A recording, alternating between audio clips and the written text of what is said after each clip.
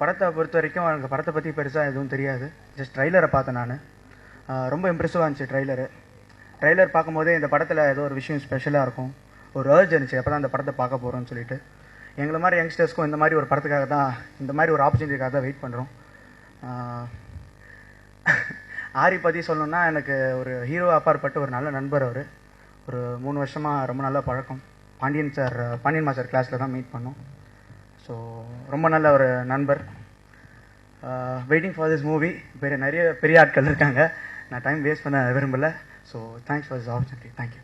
முதல்ல வந்து இந்த படத்தோட ஹீரோ ஆரி அப்படின்னு சொன்னாங்க. எனக்கு யார் இப்போ அந்த ஆரி, யார் இந்த ஆரி எனக்கு போன புரியல. அதுக்கப்புறம் போஸ்டர்ஸ் பார்த்துக்காம தெரிஞ்சது எனக்கு அது அகில்னு. எனக்கு அகில் வந்து ஆல்மோஸ்ட் ஒரு 7-8 இயர்ஸாக பழக்கம். 2 பேரும் முதல்ல அலையன்ஸ் ஃப்ரான்ஸில் வந்து கெலிலியோ அப்படிங்கிற ஒரு தமிழ் ட்ராமாவில் நடித்தோம். ஸோ பல வருஷமாக எனக்கு பழக்கம். யூஸ்வலாக வர புது ஆர்டிஸ்ட், புதுமுக நடிகர்கள் வந்து ஒரு 2-3 படங்கள் பண்ணதுக்கப்புறம் தான் நிறைய கற்றுப்பாங்க சினிமா பற்றி. பட் அகிலை பொறுத்த வரைக்கும் எனக்கு தெரிஞ்ச அவர் நடிக்கிற முதல் படத்துலேயே வந்து சினிமா பற்றி நிறைய விஷயங்கள் கற்றுக்கிட்டு வந்தார். Is a very knowledgeable person. So கண்டிப்பாக அவரோட டேலண்ட்ஸ் வந்து வீண் போகாது நான் நம்புகிறேன். கண்டிப்பாக அவர் ஒரு மிகப்பெரிய ஒரு ஹீரோவாக வருவார் நான் நம்புகிறேன். அண்ட் சாங்ஸ் பற்றி சொல்லணுன்னா, அச்சு எனக்கு அவர் அந்த என்னை தெரியுமா அப்படின்ற அந்த படத்தில் எனக்கு சில சாங்ஸ் ரொம்ப பிடிச்சிருந்தது. ஸோ கண்டிப்பாக அந்த படத்தோட சாங்ஸ் ஒரு மிகப்பெரிய ரீச் ஆகும் நான் நம்புகிறேன். அண்ட் முதல்ல இந்த படத்தில் என்ன விஷயம் நமக்கு ஸ்ட்ரைக் ஆகுதுன்னு பார்த்தீங்கன்னா வந்து, நான் ட்ரெய்லர்ஸ் பார்த்தேன். கேமரா ஒர்க் வந்து ரொம்ப நல்லா இருந்துச்சு. நான் இன்ஃபேக்ட் பானா காத்திரை டைரக்டர் வெங்கட் கிட்ட கூட கேட்டேன்.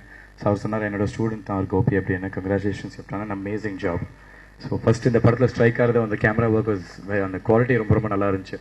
ஸோ கண்டிப்பாக எல்லாமே இந்த படத்தில் ரொம்ப நல்லா வந்திருக்கு நான் நம்புகிறேன். அண்ட் ஒரு நல்ல வெற்றி படமாக வரும் கூட நம்புகிறேன். இந்த படத்தில் entire team, director and artist, technicians எல்லாருக்குமே என்னோட வாழ்த்துக்கள் தெரிவிச்சுக்கிறேன். தேங்க்யூ. இந்த விழா நாயகன் இசையமைப்பாளர் அச்சு அவர்கள் அவரை பற்றி இப்போ தான் சொன்னாங்க. அவங்க அப்பா எவ்வளோ பெரிய ஒரு லெஜெண்டரி மியூசிக் டைரக்டர். ஸோ அவரோட அந்த ஃப்ளேவர்ஸ் தெரியுது உங்களோட சாங்ஸில். நீங்கள் பெருசாக வருவீங்க, உங்களோட டோன்ஸ், சவுண்ட்ஸ் எல்லாமே நல்லா இருக்குது. அதே மாதிரி ஆரி, ஏன்னா நேற்று தான் சந்தித்தேன் அவரை. அதுக்கு முன்னாடி என்னோடய ஆடியோஷன், கும்கி ஆடியோஷனில் நான் பார்த்துருக்கேன் நான். கண்டிப்பாக அவர் ஒரு நல்ல ஒரு இடத்த இந்த சினிமாவில் பிடிப்பார். அதே மாதிரி கேமராமேன் கோபி, ஐ திங்க் ரொம்ப அழகாக பண்ணியிருந்தார். அதில் ஒரு ஸ்பெசிஃபிக்காக ஒரு குறிப்பிட்ட ஷாட் தெரிஞ்சு பண்ணாங்களான்னு தெரில. ஒரு அந்த மழைச்சாரல் அப்படின்ற ஒரு வேர்டுக்கு ஒரு ரைட் டு லெஃப்ட் வரப்போ ஒரு லைட் சாரல் மாதிரி பண்ணியிருந்தார். Drizzling of light.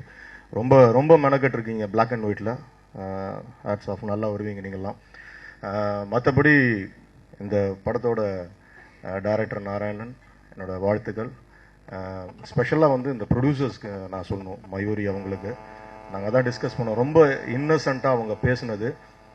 எனக்கு எதுவும் தெரியாது, நம்பி கொடுத்தேன் அப்படின்னு சொன்னாங்க. கண்டிப்பாக இந்த மாதிரி ப்ரொடியூசருக்கு தொடர்ந்து நீங்கள் நிறையா படம் பண்ணுவீங்க. ஏன்னா உங்கள் நல்ல எண்ணத்துக்கு நல்லா வரணுன்றது என்னுடைய ஆசை. அதே மாதிரி இந்த மொத்த டீம் நேம்ஸ் எனக்கு செப்பரேட்டாக தெரியல, பட் உங்களோட அந்த கண்டென்ட் எல்லாமே நல்லா இருக்குது. நீங்கள் நல்ல ஃப்ளையிங் கலர்ஸோடு இந்த 2012 உங்களோட நேம்ஸ், உங்களோட டீம் எல்லாமே நல்லா வரணும்னு என்னோட ஆசை. வாழ்த்துக்கள். நன்றி. இந்த படத்தின் பொதுவாக ஒரு படத்தோட ஆடியோ ரிலீஸில் தாமிராஜ் சொன்ன மாதிரி ஹீரோக்கள் நிறைய பேசப்படுவாங்க, ஹீரோயின் பற்றி பேசப்படுவாங்க, மியூசிக் டைரக்டர் எல்லாரையும். முதல் முறையாக ஒரு தயாரிப்பாளரை பற்றி எல்லாருமே மனம் திறந்து பாராட்டியது இந்த அரங்கமாக தான் இருக்கும்.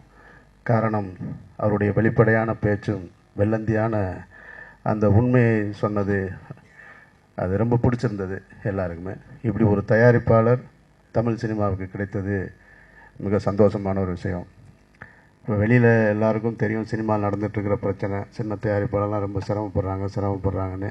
அப்படி இல்லை, சின்ன தயாரிப்பாளர்கள் சந்தோஷமாக இருக்காங்க அப்படின்றதுக்கு இவங்க தான் மிக முக்கியமான உதாரணம்.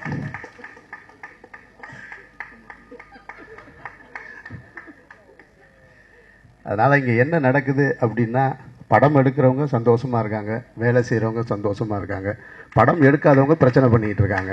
அதுதான் உண்மையில் நடந்துகிட்ருக்கிறது. நான் உள்ளே நுழையும் போது கூட ஒரு பத்திரிகை நண்பர் கேட்டார், ஆனால் இன்றைக்கி முடிஞ்சிருமா அப்படின்னாரு. என்னங்க ஏன்ட்ட கேட்குறீங்க அப்படின்னு. இல்லை, நாளைக்கு முடிஞ்சிருமாண்ணா. நேற்று ஒரு கல்யாண வீட்டுக்கு போயிருந்தேன்.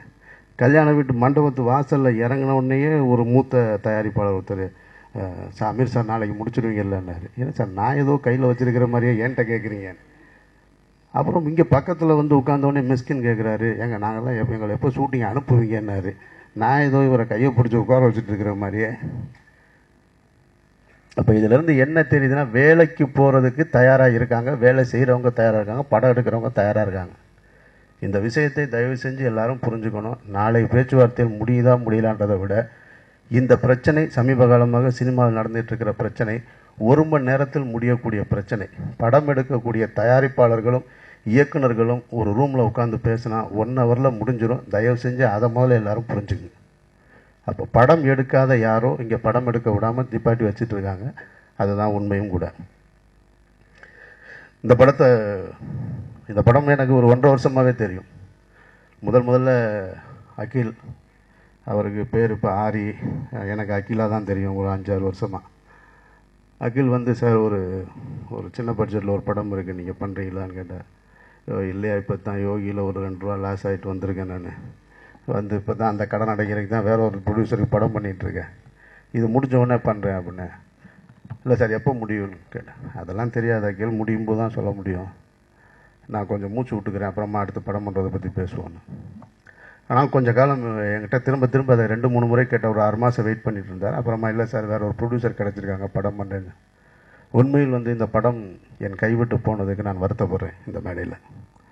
காரணம், ஒரு நல்ல படைப்பு எப்போவாது தான் வந்து கிடைக்கும். பணம் எல்லோரும் தான் போடுறாங்க, எல்லோரும் தான் பணம் போட்டு படம் எடுக்கிறாங்க. ஆனால் அது சிறந்த படைப்பாக வர்றது அப்படின்றது மிக முக்கியமான விஷயம். ஒரு தயாரிப்பாளருக்கு ஒரு சிறந்த படைப்பை கொடுப்பது ஒரு இயக்குனர் தான். ஸோ ஒரு இயக்குனர் தான் அது நல்ல படம். இன்றைக்கி இந்த அரங்கத்தில் இவ்வளோ பெரிய கூட்டம் கூடியிருக்கு அப்படின்னு சொன்னால் அது ஒரு போஸ்டர், ஒரு டீசர், ஒரு ட்ரெய்லர், எதையோ பார்த்து இம்ப்ரெஸ் ஆகி வர்ற ஒரு கூட்டமாக தான் இருக்குது. இப்படி தான் தியேட்டருக்கும் ஆடியன்ஸ் வந்துட்டுருக்காங்க.